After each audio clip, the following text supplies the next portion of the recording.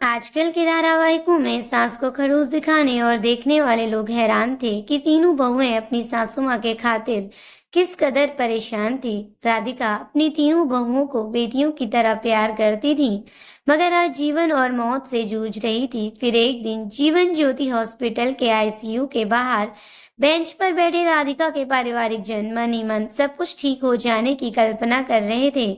2 दिन पहले ही 60 वर्षीय राधिका सुबह की सैर से वापस आ रही थी तो एक बाइक की तेज स्पीड के चपेट में आ गई। सड़क के किनारे उछलकर दूर गिरने से उनका सिर फट गया। घायल अवस्था में उन्हें हॉस्पिटल पहुंचाया गया था। हाथ की हड्डी भी टूट गई थी, पैरों पर भी चोटें लगी थी और अब वे कोमा में थी। बाइक सवार का कुछ पता नहीं था। बेंच पर बैठे उनकी तीनों बहुओं के आंसू रुकने का नाम ही नहीं ले रहे थे। बड़ी बहू वत्सला कभी आरती बहू को दिलासा देती तो कभी रेनू को दिलासा देती। रेनू सिसकती हुई आरती को अपने सीने से लगा लेती। तीनों के पति और बच्चे तो घर जाकर फ्रेश होकर भी आ गए थे, लेकिन तीनों बहुएं जबरदस्ती एक दूसरे को भेजकर नहा धोकर तुरंत आ गई थी। डॉक्टर, नर्स, आसपास के लोग तीनों बहुओं की हालत को देखकर हैरान थे। कोई बहू अपनी सास की इस हालत पर इतना तड़प सकती है, यह बात सबको अचंभे में डाल रही थी। तीनों के पति उनके लिए खाना भी लेकर आते रहे, लेकिन वह खाना वैसे का वैसा वापस जा रहा था। तीनों के मुंह से मुश्किल से बस चाय और रोटी के 2 निवाले ही जा पाए थे। तीनों बेहाल थी। कई लोगों को तो यही लग रहा था कि शायद बहुएं नहीं बेटियां हैं। तीनों उसी जगह रात दिन बैठी थी। तीनों के दिमाग में अपने सासू माँ के साथ बिताए एक एक पल हट नहीं रहा था। इतनी स्नेहमयी सास जिनके साथ उन्होंने कई साल बिताए थे, आज उनका साथ छूटने के डर से तीनों बहुओं के दिल में तूफान उठ रहा था। तीनों के आगे बीते दिनों का एक एक पल घूम रहा था। वत्सला 25 साल पहले आई थी। मैं इस घर में माँ की बहू बनकर आई थी, लेकिन माँ के स्नेह ने तो सास सबको दूर फेंक दिया था। ससुर जी का तो बहुत पहले ही देहांत हो गया था। माँ ने ही अपने तीनों बेटों को पढ़ाया लिखाया था और आज सब उनकी मेहनत से एक अच्छे पद पर हैं। गांव में शुरू शुरू में घर में काम करने में दिक्कत होती थी, क्योंकि सर में पल्लू जो रखना पड़ता था। मम्मी ने एक दिन कहा, कोई जरूरत नहीं है सिर में पल्लू रख कर काम करने की। मैंने सकुचाते हुए कहा, लेकिन मम्मी, पास पड़ोस की औरतें। फिर अपनी सरल मुस्कान में मम्मी ने कहा, छोड़ उन्हें, उनका क्या, जब कोई आया करे बस 2 मिनट के लिए रख लेना। बस उन्हें भी मौका नहीं मिलेगा और तुम्हें भी परेशानी नहीं होगी। मैं उनकी इस बात पर मुस्कुराई थी। शामली थी भी तो छोटी जगह। मेरे माता पिता सहारनपुर में रहते थे। एक पारिवारिक समारोह में माँ ने मुझे नीरज के लिए पसंद किया था। मम्मी अपनी सेहत का हमेशा ध्यान रखती थी। सुबह की सैर उनके जीवन का अभिन्न अंग है। मम्मी ने एक दिन कहा, मैं बीमार नहीं पड़ना चाहती। पूछेगी नहीं क्यों? क्यों मम्मी? अरे, बीमार पड़ूंगी तो तुझको परेशानी होगी ना, काम बढ़ जाएगा। घर में कोई बेटी भी तो नहीं है जो तेरा हाथ बटाए। इन तीनों लड़कों के काम क्या कम है, सारा दिन नचाते हैं तुझको। नीरज काफी व्यस्त रहते थे। कई बार मम्मी कहती, जा इसे थोड़ा बाहर घुमा ला। नीरज कहते, कहाँ ले जाऊं? कहीं भी ले जा, थोड़ी देर घुमा कर ला, किसी मॉल में घुमा ला, कोई पिक्चर ही दिखा ला। मेरे माता पिता मेरे जीवन पर खुश होते जो मुझे ऐसी सास मिली थी। सुरभि पैदा हुई तो मम्मी की खुशी का ठिकाना नहीं रहा। जी भर कर मिठाइयाँ बांटी उन्होंने। हर समय सुरभि को सीने से लगाए रहती थी। कहती, बड़ी अच्छी बात है, गोद में कन्या आई है। मैं तो तरसती रह गई घर में एक लड़की के लिए। एक दिन सुरभि को गोद में थपक कर सुलाते हुए कहने लगी, घर में एक बेटी का होना बहुत जरूरी है। बेटी के प्यार और अपनेपन की आर्द्रता ही घर के सभी लोगों को एक दूसरे से बांधे रखती है। बेटी शक्ति है, सृजन का स्रोत है। कुछ लोग सोचते हैं कि पति के वंश को बेटे ही बढ़ाते हैं, पर मातृत्व का वंश तो एक बेटी ही बढ़ा सकती है। मम्मी की बात की गहराई मेरे मन को छू गई थी। मैं कितनी देर तक माँ की आंखों से बरसती ममता देखती रही थी। सुरभि माँ की देखरेख में पलती बढ़ती रही। बड़े देवर कमल की शादी रेनू से हुई तो घर में कई दिनों खुशियों का माहौल रहा। उन्हीं दिनों नीरज का ट्रांसफर दिल्ली हो गया और हम भारी मन से दिल्ली आ गए। माँ को छोड़कर जाते हुए दिल उदास रहा। फिर हम शुक्रवार की रात को ही माँ के पास पहुँच जाते और सोमवार की सुबह ही निकल जाते। इस बात से माँ काफी खुश रहती। धीरे धीरे सुरभि बड़ी हो गई। जीवन की सबसे बड़ी परेशानी में मम्मी ने मेरा साथ दिया, मैं मरते दम तक नहीं भूलूंगी। सुरभि ग्रेजुएशन कर रही थी और उसे इस उम्र में यह भूल हो गई जो माता पिता के सर नीचे कर देती है। सुरभि की कॉलेज में जिस लड़के से दोस्ती थी, वह उससे अपनी नजदीकियां कुछ ज्यादा ही बढ़ा बैठी। जब उसने रोते हुए बताया कि उससे गलती हो गई और उसे 2 महीने का गर्व है, मुझ पर तो जैसे आसमान टूट पड़ा था, मेरे हाथ पैर फूल गए थे। मैंने नीरज को भी यह बात नहीं बताई। पिता को बेटी की यह शर्मनाक बात बताते हुए मेरा दिल कांप गया।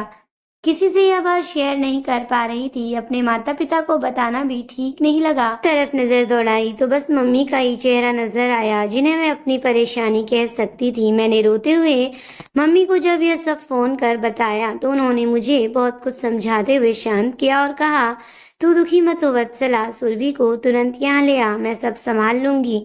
मैंने नीरज से कहा, मम्मी का सुरभि को देखने का मन कर रहा है, मैं मम्मी से 2-3 दिन मिलकर आ जाऊंगी। सुरभि से 2 साल छोटे सौरभ को नीरज के पास ही छोड़कर मैं सुरभि को लेकर शामली पहुंच गई। कमल और रेनू हमें अचानक देखकर खुश हुए। रेनू का बेटा यश और बेटी स्मृति तो सुरभि को देखकर चहक उठे। अगले दिन ही माँ ने रेनू से कहा, अभी तो वत्सला आई हुई है, जाओ तुम भी मेरठ अपने मम्मी पापा से मिलाओ, मेरे अकेले रहने की भी कोई समस्या नहीं होगी। रेनू खुश हो गई। कमल तो वैसे भी मुजफ्फरनगर से रोज अप डाउन करता था, रोज आने जाने से बचने के लिए वहीं शिफ्ट होने की सोच रहा था, बस एक पदोन्नति की प्रतीक्षा थी। मम्मी के बार बार कहने पर भी मम्मी को कोई अकेला छोड़ने के लिए तैयार नहीं था। रेनू चली गई। यश और स्मृति सुरभि को छोड़कर जाना नहीं चाहते थे, लेकिन मम्मी ने कहा, जाओ, नाना नानी से मिलने जाना चाहिए, सुरभि अभी है यहाँ, कल शाम तक तो तुम लोग आ ही जाओगे। कमल तो सुबह का गया, रात को ही आता था। कमल के निकलते ही मम्मी ने तैयार होकर फौरन टैक्सी बुलाई और आधा घंटे की दूरी में स्थित कैराना में रह रही अपनी बचपन की सहेली के पास गई और शाम तक वापस आ गई।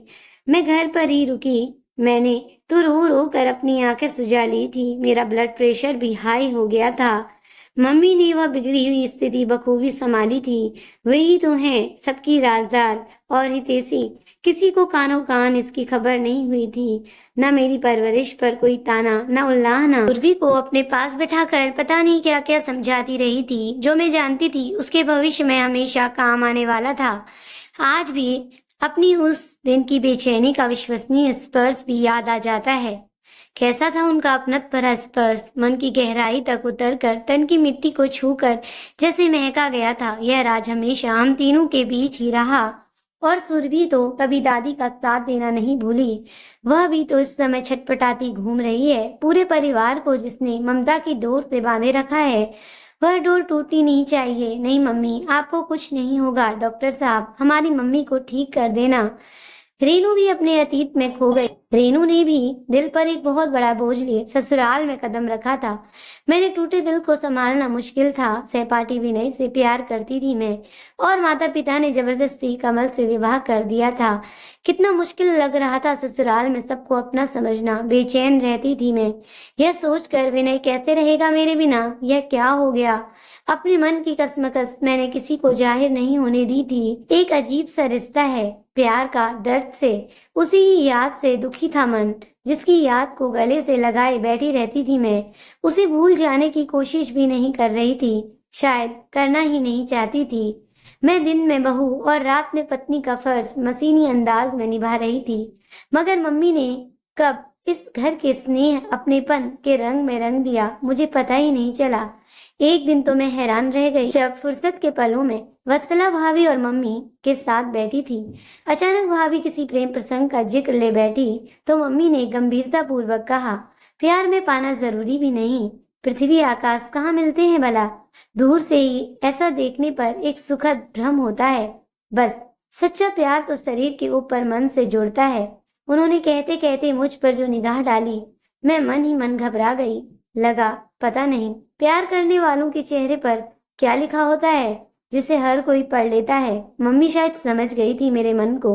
उनकी पार की नजरों ने शायद मेरी मनोदशा का अनुमान लगा लिया था और अचानक एक तूफान आ गया। विनय को लिखे मेरे प्रेम पत्र ही मेरे अपमान का कारण बन गए। मैं जब भी मेरठ जाती विनय से जरूर मिलती।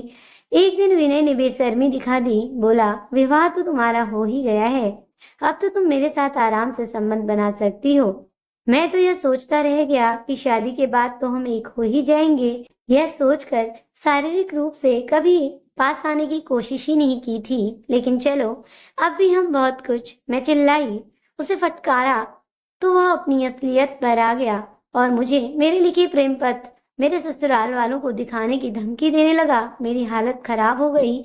मैं उससे हमेशा के लिए संबंध तोड़कर ससुराल आ गई। लौटने पर मेरा उतरा चेहरा देखकर मम्मी ने कई बार पूछा, सब ठीक तो है? मैं बस हाँ में गर्दन हिला देती। पर इंसान जो सोचता है हमेशा वही नहीं होता। समय कभी कभी हर मोड़ पर परीक्षक की तरह खड़ा मिलता है। न जाने कितनी परीक्षाओं से गुजरना पड़ता है। एक दिन जब अचानक विनय ने मेरी ससुराल में कदम रखा तो मैं पसीना पसीना हो गई। मायके का पड़ोसी बताकर मैंने उसका परिचय करवाया। मम्मी ने उसकी आवभगत की। भाभी को किचन में काम संभालने के लिए कहा। कमल ऑफिस जा चुके थे। तुम लोग बैठो, बातें करो, कहकर मम्मी अंदर चली गई। विनय ने हंसते हुए कहा, तुम्हारे ससुराल वाले तो बहुत समझदार हैं, हमें अकेले छोड़कर अंदर चले गए। अब बताओ, मुझे अकेले में मिलोगी या ये प्रेम पत्र दिखाऊं तुम्हारे ससुराल वालों को? मम्मी के अंदर से आती हुई पदचाप के साथ उनकी गरजती हुई आवाज भी आई। इसी समय यहाँ से चले जा लड़के। मुझे लगा कमरा छत सहित मेरे सिर पर आ गिरा हो। मम्मी की गर्जना सुन भाभी भी दौड़ी आ गई। पूछा, क्या हुआ है? विनय, की आया? ये लेटर रेनू ने मुझे। वापस ले जाओ इन्हें, जैसे आए हो वैसे चले जाओ, नहीं तो पुलिस को फोन करती हूँ अभी। और आज के बाद मेरी बहू के आसपास भी फटका तो। विनय उसी समय भाग गया था और मैंने रोते हुए मम्मी के पैर पकड़ लिए। रोते हुए माफी मांगी तो उन्होंने मेरे सिर पर हाथ रखकर मुझे गले लगा लिया। मम्मी ने भाभी से कहा, यह बात किसी को पता नहीं चलनी चाहिए, किसी को भी नहीं। भाभी ने मम्मी की इस बात का मान रखा था। उस पूरा दिन मैं शर्मिंदगी में डूबी रही। मम्मी पढ़ी लिखी हैं, हिंदी साहित्य में उनकी बहुत रुचि है। अपने खाली समय में वो कुछ न कुछ पढ़ना ही पसंद करती हैं। उस दिन रात को जब मम्मी अपने कमरे में सोने गई तो उन्होंने मुझे बुलाया, अपने पास ही बैठा लिया। मैंने मरियल सी आवाज में कहा, मम्मी मुझे माफ कर दो, और उनकी गोद में सर रख दिया। मम्मी ने कहा, अरे मैंने तो तुझे बच्चन की कविता सुनाने के लिए बुलाया है। मैंने उन्हें हैरानी से देखा। मम्मी ने मुस्कुराते हुए सुनाना शुरू किया था, जो बीत गई सो बीत गई। जीवन में एक सितारा था, माना वो बहुत प्यारा था, वो टूट गया तो टूट गया। अंबर के आनंद को देखो, कितने इसके तारे टूटे, कितने इसके प्यारे छूटे, जो टूट गए फिर कहाँ मिले। पर पूछो टूटे तारों को, अब अंबर शोक मनाता है, जो बीत गई सो बात गई। मम्मी के मुंह से निकली यह कविता आज भी मुझे याद है।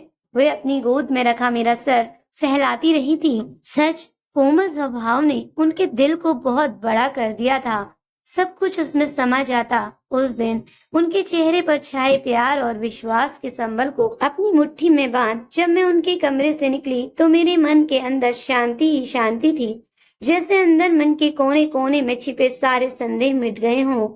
उसके बाद तो दिन पर दिन मेरा रिश्ता उनसे मजबूत होता गया था। उन्होंने तो मुझे स्नेह की डोर से ऐसा बांधा कि मैं उनके बिना अपना अस्तित्व ही नहीं सोच पाती। उनका स्नेह कितना शक्तिशाली है। उनके निश्चल, निर्मल और पावन स्नेह के प्रति मन श्रद्धा से भर उठता है। मम्मी को कोई तकलीफ नहीं होनी चाहिए, उन्हें कुछ नहीं होगा डॉक्टर साहब, मम्मी को स्वस्थ कर दो। कभी सोचा भी नहीं था पुराने जमाने की नई विचारों वाली सांस मिलेगी मुझे। पंकज मुंबई ऑफिस में नए नए आए तो हम कब एक दूसरे के नजदीक आते गए पता ही नहीं चला। एक ही ऑफिस में दिन भर का साथ नजदीकी प्यार में बदलती चली गई। मैं मुंबई में पली बड़ी और पंकज फैमिली से। मेरे घर में मम्मी पापा और मेरी छोटी बहन अर्चना थी। पंकज घर आए तो सबने उन्हें पसंद किया। अब माँ की मुझे पसंद करने की बात थी। दिल में सैकड़ों आशंकाएं रहती कि एक विजाती आधुनिक लड़की को माँ बहू बनाएगी या नहीं, लेकिन पंकज के मेरे बारे में बताते ही मम्मी वत्सला और रेनू भाभी मुंबई आ गए। पंकज ने फ्लैट किराए पर लिया हुआ था। पंकज उन तीनों को मेरे घर लेकर आए। कुशल छीम के बाद बातों के दौरान माँ ने कहा, जाति धर्म मेरे लिए मायने नहीं रखता, मैं इंसान के गुण व्यवहार की कद्र करती हूँ। हम सब उनका मुंह देखते रह गए। क्रीम कलर की साड़ी, ढीला सा जूड़ा, बेहद सरल लेकिन प्रभावशाली व्यक्तित्व। आज भी मम्मी का उस दिन का रूप मेरी आंखों में बसा है। माँ कह रही थी, अगर नई पीढ़ी पुराने दायरों से निकलकर अपने लिए कुछ अच्छा सोचती है, तो हम क्यों उसे मजबूर करें कि वह हमारे हिसाब से जिए। अपने जीवन का फैसला उसका अपना ही होना चाहिए।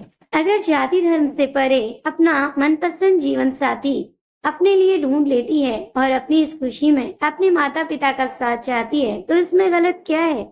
मम्मी की बात सब कुछ हो गई। वैसे भी दिल जब स्नेह से भरा हो, दूसरों के हित की ही सोचता हो, तब चेहरे में ऐसी चमक होती है जिसे देखकर ही महसूस किया जा सकता है। अपनी दोनों बहुओं को अपने बराबर में बिठाए मम्मी दो बहुओं की सास नहीं, दो बेटियों की माँ लग रही थी और मैं मन ही मन उनमें शामिल होने के लिए उत्साहित थी। पापा बीमार रहते थे, उन्हें हार्ट की प्रॉब्लम थी। वे ज्यादा काम नहीं कर सकते थे, उन्हें जॉब छोड़ना पड़ा था। घर पर ही कुछ ट्यूशन पढ़ा लेते थे। मम्मी अच्छे पद पर थी। पंकज की माँ सब जानने के बाद बोली थी, हम लोग यही सादा तरीके से विवाह का आयोजन कर लेंगे। इस बात की चिंता भी छोड़ दीजिए कि आरती दूर चली जाएगी। आपको पंकज के रूप में बेटा मिल जाएगा। आप चिंता ना करें, विवाह के बाद भी पंकज और आरती आप लोगों की पूरी तरह देखरेख करते रहेंगे। मम्मी पापा तो यह बात सुनकर इतने भावुक हो गए थे कि उनकी आंखों से आंसू छलक पड़े थे। कोई सांस इतने बड़े दिल की भी हो सकती है। मैं तो मन ही मन उनके चरणों में नतमस्तक हो गई थी। जैसा माँ ने कहा था वैसा कर दिखाया था। मैंने जब चाहा मम्मी पापा की आर्थिक मदद भी की, जब जरूरत हुई उनके पास रहकर उनकी देखभाल भी की। अर्चना की शादी में मम्मी ने ही करीब करीब सारे काम मिलकर करवाए। नीरज और कमल भैया भी सपरिवार आए थे। हमारा तो कोई रिश्तेदार नहीं था मुंबई में। माँ ने ही अर्चना की शादी धूमधाम से करवाई। अर्चना अब बेंगलुरु में है। मम्मी ने हमेशा मम्मी पापा का ध्यान रखने के लिए कहा। कुछ समय पहले पापा का स्वर्गवास हो गया तो मम्मी ने मुझे यह कहकर हैरान कर दिया, आरती अपनी मम्मी को अपने पास ही रहने के लिए बुला लो। अकेली कैसी रहेंगी। मेरी मम्मी तो इस बात के लिए तैयार नहीं हुई। हाँ, उनके दिल में पंकज की मम्मी के लिए इज्जत और बढ़ गई। मम्मी मेरे पास आती जाती रहती। मेरी मम्मी दादर में रहती है और मैं मुलन में। जब भी मौका मिलता है हम मिल लेते हैं। एक दिन मैंने माँ को छेड़ते हुए कहा, मम्मी आप मंदिर नहीं जाती। आपकी उम्र की महिलाएं तो मंदिर आश्रमों के चक्कर काटते हुए ही दिखती हैं। मम्मी ने अपने खास स्नेह भरे स्वर में कहा, मुझे तो घर के मासूम बच्चों की हंसी में ही ईश्वर दिख जाता है। तुम बहू की दिन रात की सेवा में ईश्वर दिखता है। अपने परिवार के साथ खुशी से रहो, खुशियां बांटो, किसी पर बोझ मत बनो, सबके दुख सुख में काम आओ, सब में ईश्वर देखो, सबका आदर करो। ज्ञान, वैराग, मोक्ष, ईश्वर, इन लुभावनी बातों और शब्दों के जाल में मैं कभी नहीं उलझी। जिस संसार में, जिस घर में मैं रहती हूँ, वहाँ भी वही ईश्वर है जो मंदिर आश्रमों में नहीं है। जो हो रहा है, जिस पर मेरा बस नहीं, उस पर मैं दुखी नहीं होती। उसे प्रकृति का अपना काम समझकर देखती हूँ।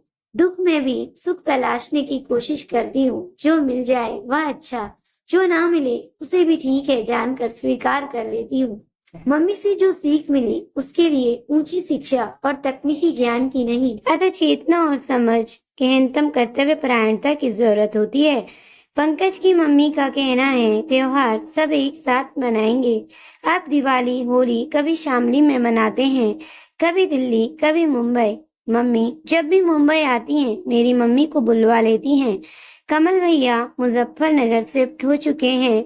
मम्मी कभी वहां रहती हैं, कभी दिल्ली, कभी मुंबई, कभी कभी शामली में अकेले ही रह लेती हैं। घर की देखभाल का भी उन्हें ध्यान लगा रहता है। उन्हें अपने पास बुलाने के लिए सब बेचैन रहते हैं। इस बार दिवाली की छुट्टियों में सब मुंबई आए हैं। शामली में इस बार मम्मी ने कहा था, अगर मैं कभी ज्यादा बीमार पड़ जाऊं या मेरी मृत्यु निकट हो तो मुझे दिल्ली या मुंबई ले जाना। यहाँ तो इतने लोग आएंगे ना कि तुम सब परेशान हो जाओगे। हम तीनों उनका मुंह देखती रह गई थी। दिल भर आया था, भला कोई इतना भी सोच सकता है। कलेजा मुंह को आ रहा है।